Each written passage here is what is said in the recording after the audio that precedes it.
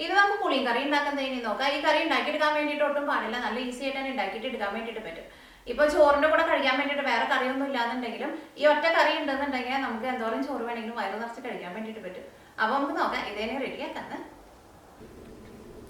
ഇതിലേക്ക് വേണ്ട സാധനങ്ങൾ എന്തൊക്കെയാണെന്ന് നോക്കാം. അതിന് വേണ്ടിയിട്ട് ഞാനിവിടെ വലിയ സവോള ഒരു 1.5 സവോള എടുത്തിട്ടുണ്ട്. ഞാനിതിലേക്ക് സവോള കുറച്ച് കൂടുതലാണ് എടുത്തേക്കുന്നത്. സവോള ഇതേപോലെ കുറച്ച് വലുതായിട്ട് കട്ട് ചെയ്തെടുത്തിട്ടുണ്ട്. കാരണം ഇതിലേക്ക് നമ്മൾ പിന്നെ ഈ വേറെ സെപ്പറേറ്റ് വേറെ കഷ്ണങ്ങളൊന്നും ചേർക്കണില്ല. അപ്പോൾ സവോള കുറച്ച് കൂടുതൽ ചേർക്കണം. അപ്പോഴായിരിക്കും ഇത് കഴിക്കാൻ വേണ്ടിയിട്ട് നല്ല ടേസ്റ്റ് ഉണ്ടാവുക. അല്ലെങ്കിൽ വെറുതെ ആ പുളിവെള്ളത്തിൻ്റെ ടേസ്റ്റ് മാത്രമേ കിട്ടുള്ളൂ. പിന്നെ പച്ചമുളക് വേണം. ഞാനിവിടെ നല്ല എരിവുള്ള ഇതേപോലത്തെ ഒരു 7 പച്ചമുളക് എടുത്തിട്ടുണ്ട്.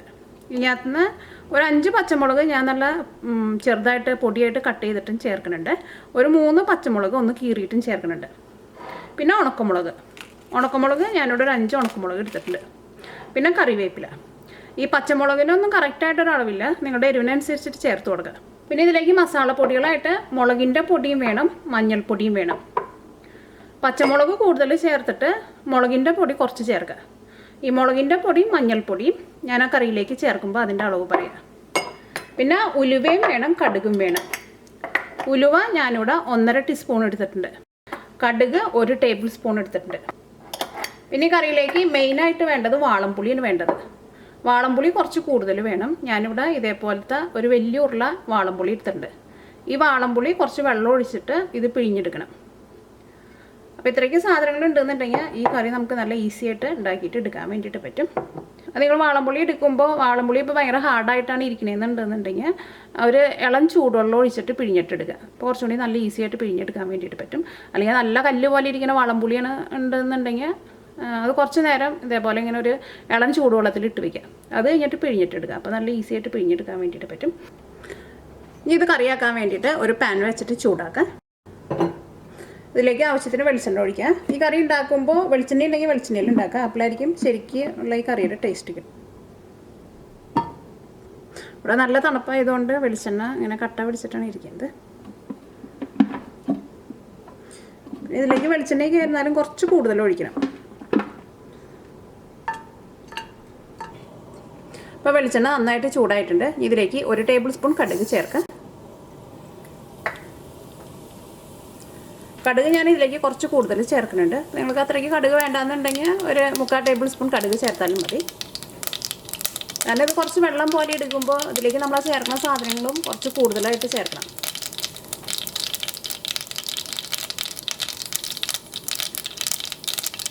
അപ്പോൾ കടുക് പൊട്ടിയിട്ടുണ്ട്. ഇനി ഇതിലേക്ക് 1.5 ടീസ്പൂൺ ഉലുവ ചേർക്കാം. ടേബിൾ സ്പൂണിലല്ല എടുത്തേക്കുന്നത്, ടീസ്പൂണിലാണ് എടുത്തേക്കുന്നത്. അത് കടുക് ഒരു 3/4 ഭാഗം കൊണ്ട് പൊട്ടി കഴിയുമ്പോൾ തന്നെ ഉലുവയും ചേർക്കാം. അല്ലെങ്കിൽ ചിലപ്പോൾ കടുക് കൊണ്ട് കരിഞ്ഞു പോകും. ഉലുവ നല്ലൊരു ഗോൾഡൻ കളറായിട്ടുണ്ട്. ഉലുവ കരിഞ്ഞു പോകാണ്ട് നോക്കണം. നന്നായിട്ട് കുറച്ച് വയ്ക്കുക. കാരണം ഓയിൽ നന്നായിട്ട് ചൂടായിട്ട് ഇരിക്കുമ്പോൾ ഉലുവ ഇട്ട വഴിക്ക് തന്നെ ആ കളറ് മാറും. ഇനി ഇതിലേക്ക് ഉണക്കമുളക് ചേർക്കാം. ഉണക്കമുളക് ചേർക്കുമ്പോൾ ഇതേപോലെ പതുക്കൊന്ന് ചെറുതാക്കിയിട്ട് ചേർക്കാം. ഇതിലേക്ക് കറിവേപ്പില ചേർക്കാം. സവോള ചേർക്കാം.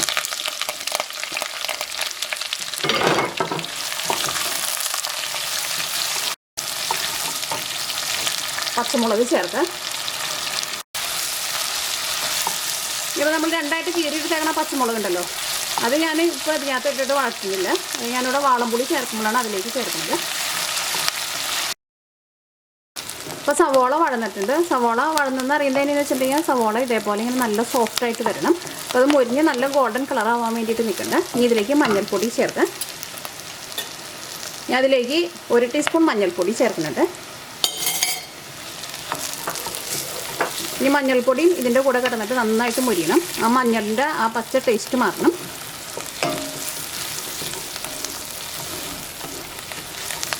അപ്പോൾ സവോളയ്ക്ക് ഇതേപോലെ വഴന്ന് വരണമെന്നുണ്ടെങ്കിൽ നിങ്ങളതനുസരിച്ചിട്ട് ഇതിലേക്ക് വെളിച്ചെണ്ണ കുറച്ച് കൂടുതൽ ചേർക്കേണ്ടി വരും. പിന്നെ സവോള ഇതേപോലെ കുറച്ച് കൂടുതൽ ചേർക്കുകയും വേണം. അല്ലായിരിക്കും കറിക്ക് നല്ല ടേസ്റ്റ് ഉണ്ടാവുക.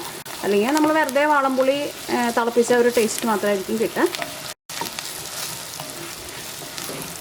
അപ്പോൾ മഞ്ഞൾപ്പൊടിയും ഞാൻ കിടന്നിട്ട് നന്നായിട്ട് മുരിഞ്ഞിട്ടുണ്ട്. ഇതിലേക്ക് മുളകിൻ്റെ പൊടി ചേർക്കുക. ഈ പതുക്കൊന്ന് കുറച്ച് വയ്ക്കാം. മുളകിൻ്റെ പൊടി ഞാൻ ഇതിലേക്ക് 1 ടീസ്പൂണാണ് ചേർക്കുന്നത്.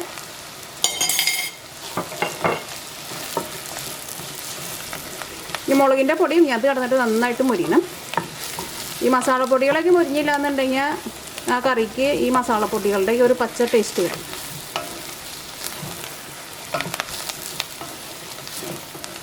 അപ്പോൾ മുളക് പൊടി ഇതിനകത്ത് കിടന്നിട്ട് നന്നായിട്ട് മുരിഞ്ഞിട്ടുണ്ട്. ഇതിലേക്ക് വാളംപുളി പിഴിഞ്ഞ് വെച്ചേക്കുന്ന വെള്ളം ചേർക്കാം.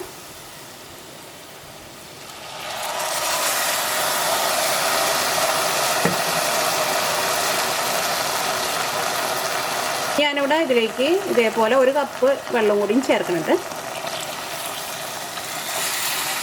ഈ തീ നന്നായിട്ട് കൂട്ടി വയ്ക്കാം.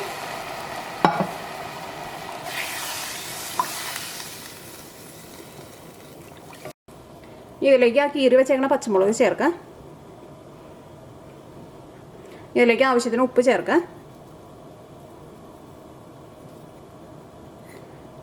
ഈ കറി മൂടി വെച്ചിട്ട് നന്നായിട്ട് തിളപ്പിക്കുക. ഈ കറി നന്നായിട്ട് തിളയ്ക്കണം. ആ വാളംപുളിയുടെ ആ പച്ച ടേസ്റ്റൊക്കെ ഒന്ന് പോകണം.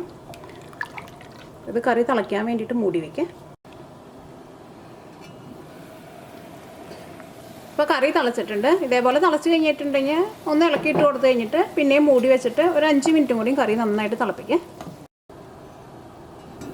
ഞാനിവിടെ കറി ഒരു 5 മിനിറ്റ് ഇതേപോലെ മൂടി വെച്ചിട്ട് നന്നായിട്ട് തിളപ്പിച്ചിട്ടുണ്ടായിരുന്നു.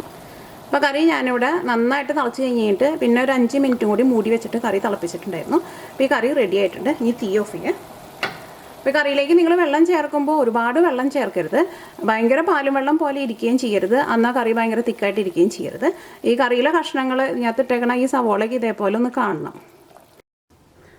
ഈ കറി ഒരു സർവിങ് പ്ലേറ്റിലേക്ക് പകർത്ത്.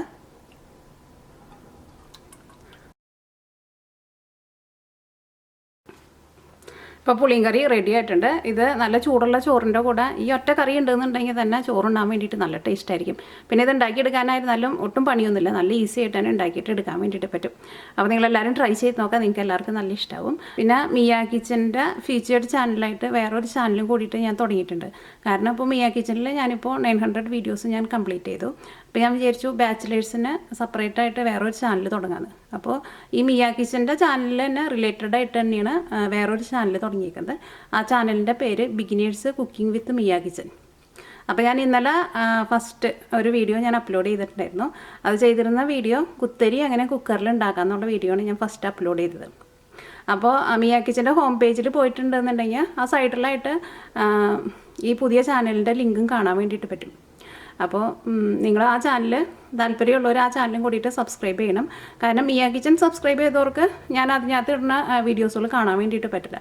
അപ്പോൾ അതിനകത്ത് ഇങ്ങനെ ബേസിക് ആയിട്ടുള്ള കുക്കിംഗ് ആയിട്ടുള്ള വീഡിയോസുകൾ ഇടാമെന്നാണ് ഞാൻ വിചാരിച്ചത്. അപ്പോൾ നിങ്ങൾ താല്പര്യമുള്ളവർ ആ ചാനലും കൂടിയിട്ട് സബ്സ്ക്രൈബ് ചെയ്യാൻ വേണ്ടിയിട്ട് മറക്കരുത്.